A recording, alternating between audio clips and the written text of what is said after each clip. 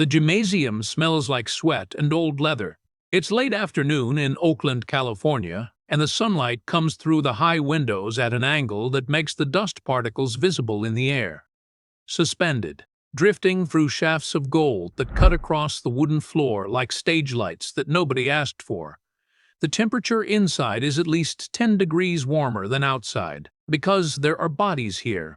Maybe 60, 70 people packed into a space designed for half that number, and they're all watching the center of the room where a makeshift fighting area has been cleared. Just enough space for two men to stand opposite each other.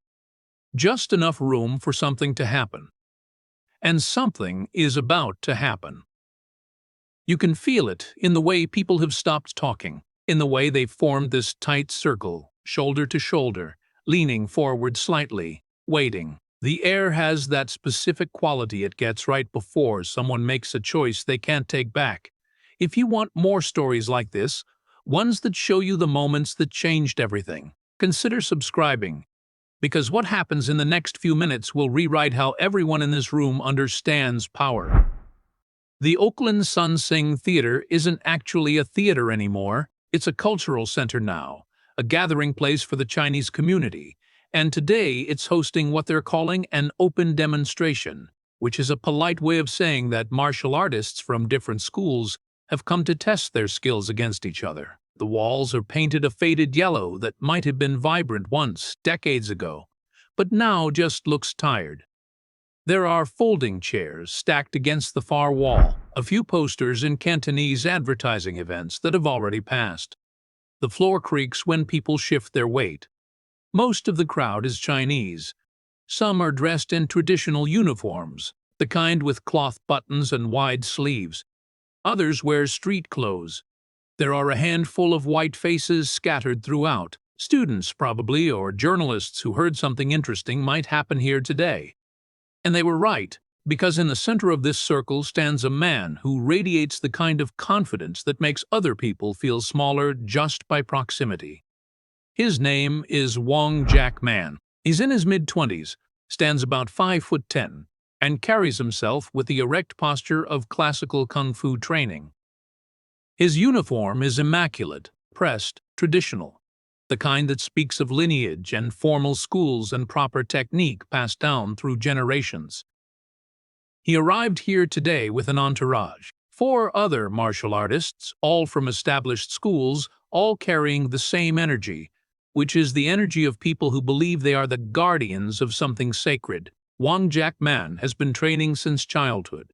His style is Northern Shaolin, fluid, high-kicking, built on a foundation of forms practiced 10,000 times until the body knows them better than breathing. He has come here today for a reason, because across the bay in Oakland, there's a young teacher who has been breaking rules, teaching kung fu to non-Chinese students, claiming that traditional martial arts are too rigid, too stuck in the past, saying that real fighting requires adaptation, not memorization. And Wong Man, along with the martial arts community he represents, believes this is disrespectful, dangerous, wrong. So they've come to issue a challenge, to put this upstart teacher in his place, to remind everyone watching what real kung fu looks like when practiced by someone who honors tradition. Wong Man stretches his neck slowly to one side, then the other. He's not worried. He's fought in dozens of demonstrations. He knows his forms. He knows what works. And the man he's about to face? He's just a teacher. Wiry. Small. Probably fast, sure. But speed without proper technique is just flailing.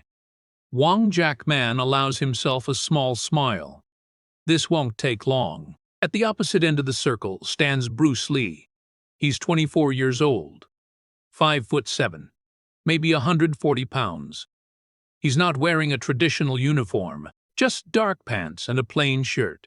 Sleeves rolled up, nothing ceremonial about it. His hair is neat but not styled. His expression is neutral. Not aggressive, not scared, just present. Most of the people in this room don't know much about him. They know he runs a small school. They know he teaches something he calls Junfan Gung Fu, which is really just his own name attached to a philosophy about directness, simplicity, efficiency. They know he's been making waves, but they don't know what he's been doing in private, the thousands of hours spent analyzing movement, breaking down techniques, questioning everything traditional martial arts told him was sacred. They don't know about the notebooks filled with sketches and notes and observations about leverage, angles, timing. They don't know that Bruce Lee has studied fencing, boxing, wrestling, that he's dissected every martial art he could find, looking for what actually works when the formality is stripped away and all that's left is the truth of two people trying to impose their will on each other. They don't know that he's developed a theory that real fighting isn't about who knows the most forms or who can kick the highest or who has the most impressive lineage. It's about who understands distance, timing, and pressure. It's about who can remain calm when the chaos starts. Bruce Lee stands very still. His hands hang loose at his sides. He's breathing normally, not trying to puff himself up or look intimidating. He's just waiting, watching. Wong Jack-man steps forward, not into fighting range yet, just forward enough that his voice will carry when he speaks. "You have been teaching our Chinese martial arts to non-Chinese students," he says. His English is accented but clear. "This is disrespectful to our culture, disrespectful to the masters who came before. You are diluting our traditions." The room is completely silent. Bruce Lee doesn't respond immediately. He just looks at Wong Jack-man with an expression that's difficult to read. Not angry, not defensive, just considering. When he finally speaks, his voice is quiet enough that people in the back have to strain to hear. "I teach anyone who wants to learn," he says. The truth doesn't belong to one culture. Effectiveness doesn't care about tradition. A murmur ripples through the crowd. Wong Jack-man's jaw tightens. "Then you will prove your effectiveness," he says. "We challenge you here. Now, if you lose, you close your school and stop teaching non-Chinese students. If you win—" He pauses, as if the idea of losing is so absurd it barely warrants consideration. "If you win, we will leave you alone." Bruce Lee is quiet for a long moment, then he nods once. "Okay," he says. "Just that. One word." And suddenly the temperature in the room shifts. The crowd presses closer. Someone moves a chair that was too close to the fighting area. Someone else says something in Cantonese. A warning, maybe, or encouragement. It's impossible to tell. Wong Jack-man rolls his shoulders, shakes out his arms. He falls into a traditional stance. Weight distributed evenly. Hands up in a classical guard. Knees slightly bent. It's a stance from forms practiced 1,000 times. Beautiful, balanced, proper. Bruce Lee's stance is different. He turns sideways, left foot forward, right foot back. Weight on his rear leg. It's not a kung fu stance. At least not one that anyone here recognizes. It looks almost like a fencer's stance. Narrow. Mobile. His lead hand extends forward, fingers loose, not quite a fist, more like he's pointing at something in the distance. His rear hand is held back, near his face, ready but relaxed. Some of the traditional martial artists in the crowd exchange glances. What kind of stance is that? Wong Jack-man sees it too, and it confirms what he suspected. This man has abandoned proper technique. He's making it up as he goes. This will be easier than expected. The two men circle. Not quickly, just a slow rotation, each watching the other, measuring distance. Bruce Lee's eyes are completely focused, but his face shows no emotion. He's reading Wong Jack-man the way you'd read a book. Absorbing information, processing, cataloging. How he moves. Where his weight is. How his shoulders telegraph his intentions. Wong Jack-man is doing something similar, but his observations are filtered through the lens of traditional martial arts. He's looking for openings based on forms he knows. looking for the moment when Bruce commits to a technique so he can counter with the appropriate response from his training. 3 seconds pass. 5. 10. The crowd barely breathes. Then Wong Jackman moves. He steps forward and throws a straight punch. Textbook form. Perfect extension. Fist rotating at the last moment like he was taught. It's fast. But Bruce Lee isn't there. He's moved back exactly far enough that the punch stops 3 inches short. Not a big movement. Not a dramatic dodge. Just gone. Wong Jackman resets, steps again, throws a combination punch, punch, kick. All technically perfect, all missing by the smallest margins. Because Bruce Lee is slipping, swaying, stepping back just enough, reading the attacks before they're fully committed. He's not blocking, not deflecting, just not being where the attacks land. And he hasn't thrown a single strike yet. Wong Jackman's breathing is getting slightly heavier. Not from exhaustion, from frustration. He increases the tempo, throws faster combinations, adds kicks, tries to overwhelm with volume. Bruce Lee moves like water. Every attack creates a space he's already flowing into, and then Wong Jackman commits fully to a spinning back kick. The kind of technique that looks spectacular, that generates real power, that requires full commitment. He pivots on his front foot, spins, extends his rear leg in a wide arc aimed at Bruce Lee's ribs. And for half a second, he's blind. Because when you spin, there's a moment when you can't see your opponent. A fraction of a second when you're moving on faith that they'll be where you expect them. Bruce Lee sees it. The instant Wong Jackman's shoulders begin to rotate for the spin, Bruce changes the distance. Instead of moving back, he glides forward. Not running, not lunging, just shifting his weight and letting his body flow into the space Wong Jackman is leaving behind. Wong Jackman completes the spin. His kick cuts through empty air because Bruce Lee is no longer in front of him. He's to the side, slightly behind, at an angle. And before Wong Jackman can recognize what's happened, before he can reset his stance, before he can do anything, Bruce Lee's lead hand snaps out. It's not a big motion. No wind-up, no chambering, no pulling back to generate power. His hand just appears. A straight punch, thrown from where his hand already was, traveling the shortest possible distance to Wong Jackman's face. The impact sounds like someone clapping once. Sharp. Clean. Wong Jackman's head snaps back. Not dramatically. Just enough. And before he can process that, Bruce Lee has already moved again. His rear hand comes forward. Another straight punch, same target, same precision. Another impact. Then his lead hand again. 3 punches.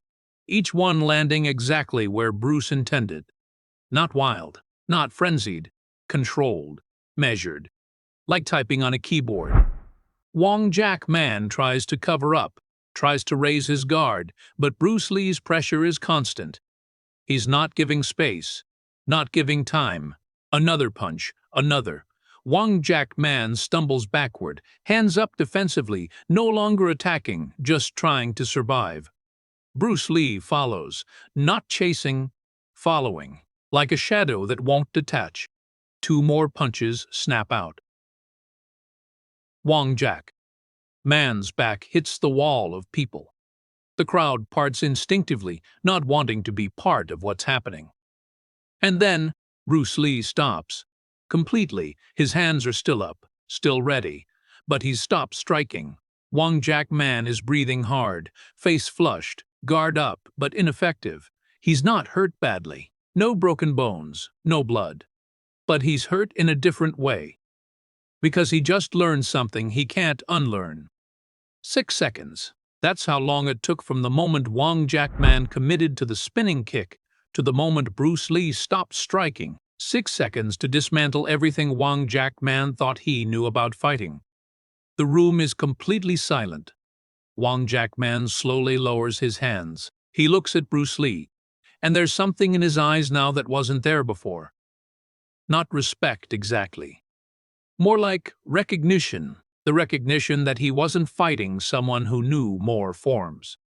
He was fighting someone who understood something deeper. Bruce Lee steps back, creates distance, lets his own hands drop to his sides. He's not gloating, not celebrating. His breathing is barely elevated. "You came here to test me," Bruce Lee says quietly. "You tested me. Now you know." Wong Jackman doesn't respond. After a long moment, he gives a slight bow. Not the deep, formal bow of respect between equals, but the acknowledgement. Then he turns and walks toward the door. His entourage follows. The crowd parts to let them through. Nobody speaks. The door opens, letting in a shaft of late afternoon sunlight, and then closes behind them. And they're gone. Bruce Lee stands alone in the center of the circle. The crowd is still silent, still processing what they just witnessed. Someone near the back starts to clap, but it dies out quickly because applause doesn't fit the mood. This wasn't entertainment. This was education. Bruce Lee walks over to a folding chair against the wall and sits down. He's not triumphant, not proud. If anything, he looks thoughtful, because what just happened confirms something he'd been theorizing about but hadn't fully proven until now. Traditional martial arts are beautiful. They contain wisdom. They connect practitioners to lineage and culture and philosophy. But they weren't designed for real fighting. They were designed for teaching large groups, for passing down culture, for ceremony and demonstration. Real fighting. The kind that happens when there's no referee, no rules, no time to think, requires something different. It requires stripping away everything decorative and keeping only what functions under pressure. It requires adapting to chaos instead of trying to impose order on it. It requires being present, not in the past with your forms, not in the future with your expectations, but right here, right now, seeing what is and responding to what is. Later that night, Bruce Lee will sit at his desk and write in one of his notebooks. He'll write about what happened today, about how Wong Jackman's techniques were perfect in form but failed in function because they were designed for a different kind of encounter, about how real mastery isn't about having more techniques, it's about understanding when and why to use the few that matter, about how control is more impressive than power, about how 6 seconds can teach more than 6 years if you're paying attention to the right things. He'll develop these ideas further.